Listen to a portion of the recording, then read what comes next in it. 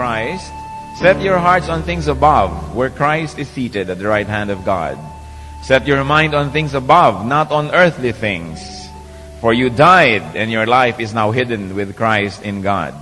When Christ, who is your life, appears, then you also will appear with him in glory.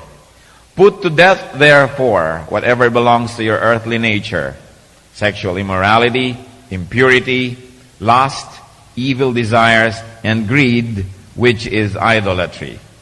Because of this, the wrath of God is coming. You used to walk in these ways in the life you once lived, but now you must rid yourselves of all such things as these: anger, rage, malice, slander, and filthy language from your lips. Do not lie to each other, since you have taken off your old self with its practices and have put on the new self, which is being renewed in knowledge in the image of its Creator. And may the Lord bless us through the reading of this wonderful reminder for a new lifestyle. Colossians 3:1-10. There are 3 points in time that we must consider in our study of ourselves, what we were and what we should be. Let's look at the past. What happened to Christian believers when they accepted Jesus as Savior and Lord? This is what happened to us. 1, we died. That's what Colossians says. We died. We died to our old sinful selves. Sabi, you have taken off your old self with its practices. Nung namatay si Kristo, ang kamatayan niya ay para sa atin. At nung nabuhay siya, yung pagkabuhay niya ay para rin sa atin. Kaya nung namatay siya, tayo rin namatay. Lahat ng mananampalataya, kahit ngayon lang kayo nanampalataya, nagiging retroactive. It's as good as you have died with Christ. And we died to our old sinful selves. Hindi na tayo ang dati. What else did we die to? We died to the power and control of sin. Romans 6:14, for sin shall not be your master. Dati, nung hindi pa tayo namamatay kay Kristo at kasama niya, ang ating Panginoon ay kasalanan, hindi natin kayang labanan, kahit anong gawin natin, hindi natin kaya. But when we have accepted Jesus as Savior and Lord, we have died not only to our old sinful selves, but also to the power and control of sin. But you might say, bakit nakokontrol pa rin ako ng sin ngayon? Ba't hindi ko pa rin malabanan? Bakit gusto kong bumait, hindi ko magawa? Dahil lang, you choose not to. Ang pinagkaiba ng Christian sa non-Christian, yung non-Christian, wala siyang power over sin. Kahit anong gawin niya, matatalo pa rin siya noon in the end. But, yung Christian, yung tinubusan ni Kristo, tumanggap kay Kristo bilang Panginoon at tagapagligtas, kung gusto nating manalo over sin, pwede na. Pero, kung nagpapatalo pa rin kayo, matatalo pa rin kayo. Hindi automatic ang victory. But if you want to be victorious, it is now possible because Romans 6:14 says, for sin shall not be your master. Kaya kasinungalingan yung sinasabi, hindi ko kaya sapagkat ako'y tao lamang. Yes, kung wala pa tayo kay Kristo, hindi natin kaya. Pero kung na kay Kristo na tayo, pwedeng kayanin. So ano lang yung natitirang conclusion sa mga natatalo? Nagpapatalo kasi. We choose to be losers. We choose to commit sin. But if you would make a strong and a firm stand, you'll prevail and you'll win. Ang sabi, resist the devil and he will flee from you. Ang linaw ng Bible, hindi ipagpipilitan ng devil. Ang sabi lang, resist and he will flee. So if the devil is not fleeing from the Christian, there's only one conclusion. The Christian is not resisting or not resisting enough. What else did we die to? We died to the punishment of sin. Hindi na tayo mapaparusahan sapagkat tinanggap na ni Jesus ang kaparusahan na dapat ay para sa atin. Isaiah 53 verse 5, but he was pierced for our transgressions. He was crushed for our iniquities. The punishment that brought us peace was upon him, and by his wounds we are healed. This will be echoed by 1 Peter 2:24 in the New Testament. He himself, referring to Jesus, bore our sins in his body on the tree, referring to the cross, so that we might die to sins and live for righteousness. By his wounds, you have been healed. So nahugasan ng dugo ni Kristo, natakpan ng katawan ni Kristo at sugat ni Kristo ang ating mga sugat. Kaya naman tayo ay hindi na kailangang parusahan pa sapagkat tinanggap na ni Jesus ang kaparusahan para sa mga mananampalataya. So, what happened when we accepted Jesus? In the past, we died. Then, there's another thing that happened. We were raised with Christ. Nung bumangon si Jesus, bumangon din tayo. Kaya yung pagbangon niya mula sa kamatayan, almost 2,000 years ago, is still very relevant to us. Sapagkat yung pagbangon niya na yon, yun din ang ating pagbangon. Na nung tinanggap natin si Jesus ngayon, bagamat sa ibang panahon, but God is timeless, at coverage ng kanyang death and resurrection is timeless also.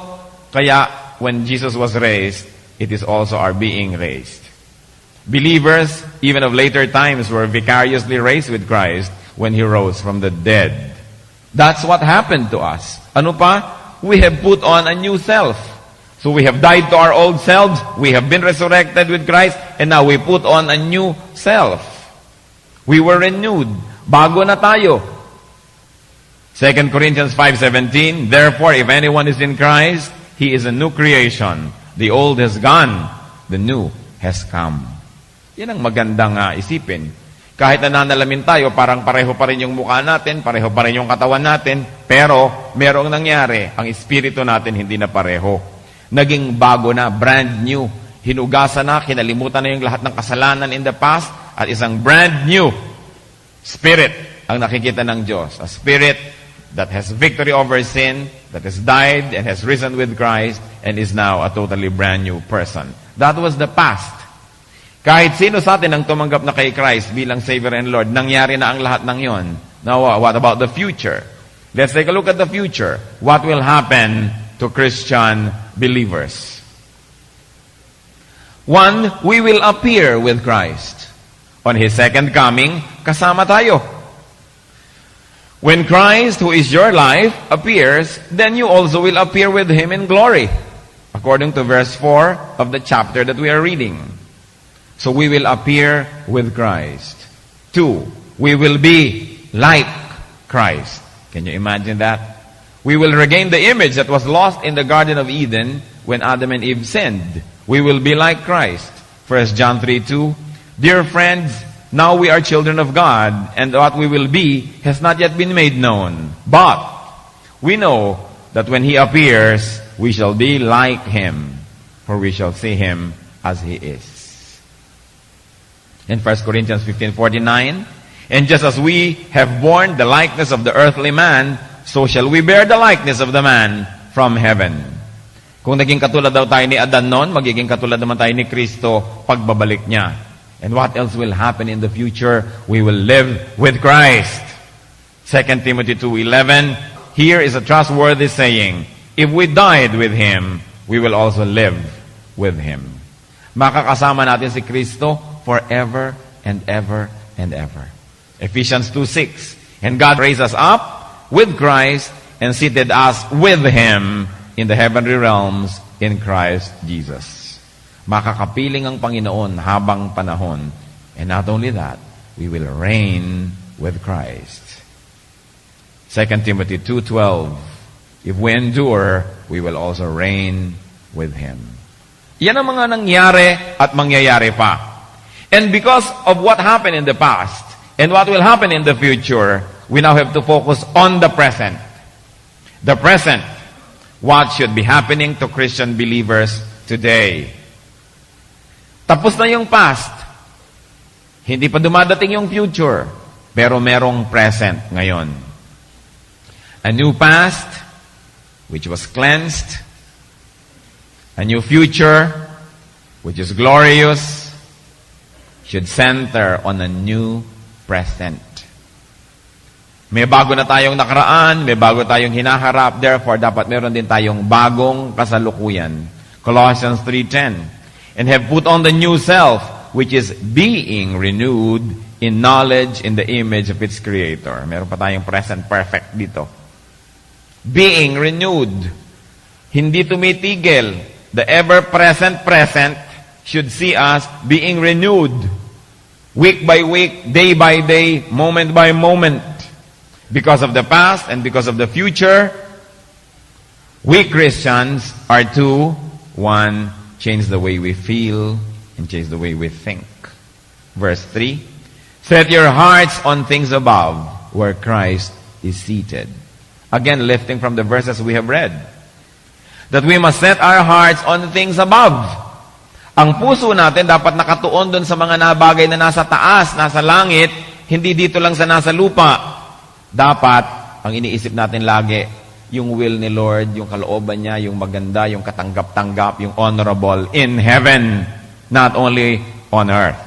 And two, when we think of the present, we should change the way we live and the way we act. Our action, our behavior, our habits. Anong sinasabi dyan na pwedeng gawin at dapat gawin so that we can change the way we live and act? Put to death what belongs to your earthly nature. Wakasan na ang buhay. Paglamaya na, ilibing na ang lahat ng may kinalaman sa ating pagiging makalupa. And one of that, they were enumerated, sexual immorality. Sexual immorality has no place in the life of Christians whose past has been forgiven, whose future is assured and glorified. The least we can do is to dedicate to the Lord the present. Ano pa ang dapat wakasan? Impurity. Ng mga bahid, dungis, mancha ng ating kaluluwa, ng ating espiritu. Staining beauty with ugliness. Staining cleanliness with dirt. Because it is not compatible with our forgiven past and our glorious future. The present must be compatible with the past and the future. Since the past has been changed and forgiven, and the future is already assured to be with Christ, the present can only but agree with both time frames. Kaya kailangan yung here and now, alagaan natin. Ano pa daw ang dapat wakasan? Lust. Mga makalupa at mga makamundong mga pagnanasa. Desire. Thought. More than that, less than action. Kasi action is already an immoral act. But lust can be in the mind. The sins of the mind, which, when entertained, is followed by the body. It becomes full-blown sin. What all should end, brothers and sisters, because we have a glorious future and a forgiven past? Evil desires. Pagiging sakim, pagiging makasarili. Walang iniisip kundi ang sarili lang at the expense of other people. We like to enjoy many pleasures. Greed. So that is what should be put to death. Those are what should be put to death. And then the Bible also says, as we read Colossians, we should rid ourselves of many things. Dapat meron tayong tanggaling maraming bagay sa ating buhay dahil tayo Kristiyano. Una, anger. Ang isang Kristiyano, hindi na dapat pang magagalitin. Kung minsan-minsan nagkakaroon ka ng temptation to be angry, pero hindi dapat nagtatagal sa iyong puso yung anger na yan. Immediately, you identify it as coming from the evil one, and you reject it. And you confess to God, hihingi ng tawad, at sabihin, hindi na ako magagalit. Tama na to. Stop. Freeze. And we make restitution. Bakit meron pang Kristiyano? Kung magagalitin ka rin, mainitin din ang iyong ulo. Bakit pa may Kristo? Wala rin naman palang effect. So dapat may pagbabago sa ating buhay. Rid ourselves of anger and also of rage. Ano ba yung rage? Siyempre, intense anger. Sometimes with matching violence, with matching bad words, and terrible behavior. Rage. Hindi na dapat at hindi bagay sa mga Kristiyano yung mga nagdadabog-dabog, nagbabulibag ng pinto, nagbabagsak ng telepono, nagbabatuhan ng mga plato, mga flower vase. Hindi bagay sa Christian. You only look at your past, forgiven and cleansed. You look at the future, holy with the Lord. Ibagay-bagay mo naman yung present mo. Ano pa? Malice. Colossians says we should rid ourselves of malice. Mga malicious thoughts. Assigning very negative and very bad meanings to what people say and do when they don't mean it. And not only that, more than that, malice is when you do something from a malicious point of view, that you have a hidden agenda, that you actually are plotting, mayroong palang balak na masama, nagmumukha kang mabuti, papaamo ka ng tao, pinapadama mo lang pala para mamaya ay pagsamantalahan. Malice must be what? Rid of. It should be ridden of. Dapat inaalis sa buhay natin yung malice. Yung malinis tayo dapat pure. Hindi yung lagi nang merong balak na nasa ilalim ng mga pinagagagawa natin. And of course, we should rid ourselves of slander, paninirang puri, pagsasalita na nakakasira ng karangalan ng iba, lalong-lalo't hindi pa nga totoo. Kasi kahit pa nga totoo, hindi pa rin yun ang marapat na gawin. Dapat gawin natin, itama yung tao, ipanalangin siya, tulungan siya, pero hindi siya siraan ng siraan ng siraan. What else should we rid ourselves of according to Colossians? Dirty language. Napakaraming mga dirty language na nagiging fixture of daily life. 4-letter words that should not be there. O kaya mga mahahaba, mga mura, mga nonsense na mga comments, at lalong-lalo na yung pagkaladkad sa pangalan ng Panginoon as an expression. Ginagawa lamang na parang expression ng pangalan ng Diyos.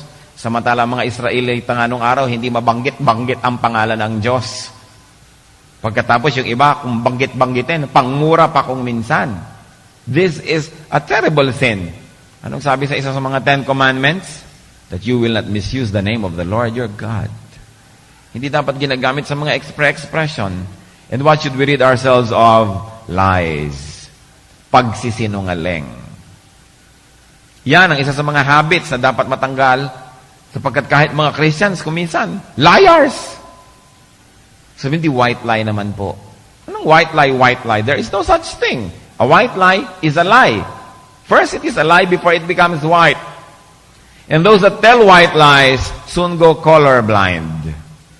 Lahat na pwedeng gawing white lies. Napakahalaga po ang pagbabago.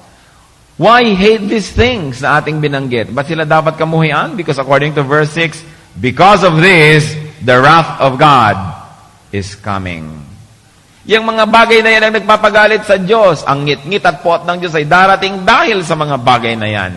At kung alam ninyo na ang mga bagay na yan ay pauulanan ng apoy, ilulubog sa asupre, susunugin, why do you want them in your person? Why will you want them in your pocket, in your heart? E di na damay tayo.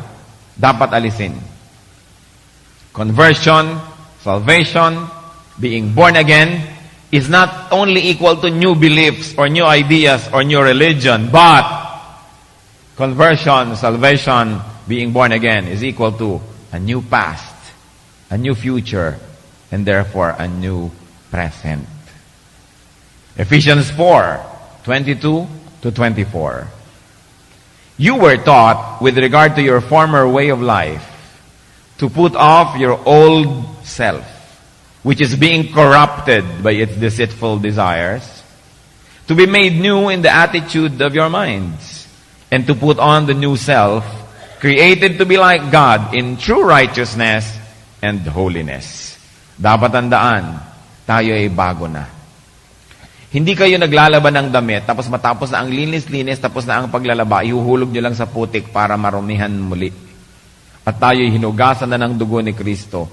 Tinubos na ng kanyang mga paghihirap. Binigyan na ng bagong buhay. Huwag niyong sayangin yon.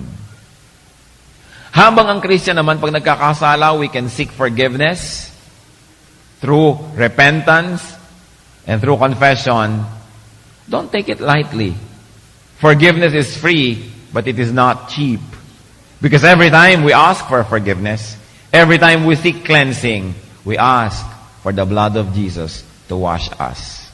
Huwag niyo naman siyang sugatan araw-araw para lamang dumanak ang kanyang dugo para tayo mahugasan. Ngayon yung iba naman, bakit hindi ka na nagko-confess ng kasalanan? Nahihiya na kasi ako sa Diyos. Huhugasan na naman niya ako, kaya hindi na ako nagko-confess. Hindi yan ang pagiging mahihiyain. Kung talagang nahihiya ka, tumigil ka magkasala. Hindi yung magkakasala ka pa rin, tapos nahihiya ka magpahugas. Dahil ikaw naman ang lugi kung hindi ka nagpahugas. At gusto naman tayo ni Lord hugasan. But remember, it is not to be taken lightly. Cleansing is free, but not cheap. Because every time we seek for cleansing, every time we seek cleansing, Jesus has to shed blood to cleanse us. That's how much He loves us. Walang pagsasawa. Yung iba naman, sobra ng napaka-light ng treatment sa sin nila. Tuwing matutulog na lang, Lord, ang lahat po ng kasalanan ko ngayon, tulad din yesterday, forgive me, good night. Parang napakagaan ko i-confess. Samantala, ang totoong confession is from a contrite heart, a broken heart with matching tears. Dahil lungkot na lungkot ka, hiyang-hiya ka at nagkasala. And if you can confess so lightly and so casually, maybe you have been desensitized. Masyado na tayong nasasanay muli sa kasalanan. Ano sinasabi sa Bible? The dog returns to its own vomit. Pero dogs yun, hindi tayo dogs. Dapat tayo yung isinuka na natin noon, itinapon na natin, binitawan na, huwag nyo nang balik-balikan. Marami mga Christians, pag bagong-bago ang Espiritu ng Diyos sa kanila, bagong-bago ang pagkakilala sa Panginoon, itatapon lahat ng kasalanan, goodbye dito, goodbye doon, goodbye sa mga immorality. Tapos maya-maya, isa-usa uling dinadampot dahan-dahan. Kaya pagka mga 3, 4, 5, 6 years, 10, 15 years ng Christian, parang katulad pa rin siya nung dati before naging Christian, except na nagkaroon ng religious language, minsan may dalang Bible, pero pag tinignan mo ang kaluluwa sa x-ray ng langit, pag in-ultrasound ng heaven, kita naman lahat. So ang mahalaga, panindigan ang ating pagiging bago. 1 Peter 1:14. As obedient children, do not conform to the evil desires you had when you lived in ignorance. Nakikita nyo, naka-past tense, to the evil desires you had when you lived in ignorance. Noon pa, pwede tayong mapatawad sapagkat ignorant pa tayo. Subalit ngayon na alam mo na, tapos sasadyain mo pa, para naman tayong nakikipagbiruan sa Diyos. Kaya sabi, huwag nang makiayon pa sa ating mga masasamang mga pagnanasa. Noong araw na tayo nabubuhay pa sa kadiliman, tayo'y natapunan na ng kaliwanagan, mabuhay tayo sa liwanag. You cannot hide your sin in darkness. You can hide it only from human eyes, but not from the eyes of God. When a Christian sins, he or she does it in full, broad daylight. Because God is light, and God sees everything. So what can we say? Baguhin natin ang ating buhay. Surely, hindi tayo mauubusan ng pwedeng baguhin. Masasabi niyo siguro, marami na ako ang pinagbago. I'm sure marami pang dapat pa ring baguhin. Kaya habang dumadagdag ang mga taon natin dito sa lupa bilang Kristiyano, dapat nagiging tayong more and more and more like Jesus. That is what success is. That is what accomplishment is. To be more and more like Jesus. In the end, that is what counts. 1999, kamukha ka ni Kristo. 2000, mas kamukha ka ni Kristo. 2000, wow, walang kamukha. Sa 2002, talagang lalo pang lumapit. Dapat ganon. Hindi yung habang tumatagal, nagiging kamukha ka na naman ni Taning. Yung tinatawag nilang nagbabackslide. Nawawala na naman ang wangis ng Diyos. Bumabalik na naman ang mga masasamang ugali, ang mga katamaran, ang mga kung ano-anong selfishnesses. So, bilang baon natin, this new year, think Christian. Will you say that? Think Christian. Kahit yan bad grammar, madaling tandaan. Act Christian and live Christian. Hindi lang Christian kasi ako pero huwag mong pansinin ang buhay ko. Actually, born again ako, pero, huwag mo na akong gawing model. Hindi ganon. You think, you act, and you live the way Christ would. Napaka-importante. Maging serious tayo sa ating spirituality. Huwag niyong biruin.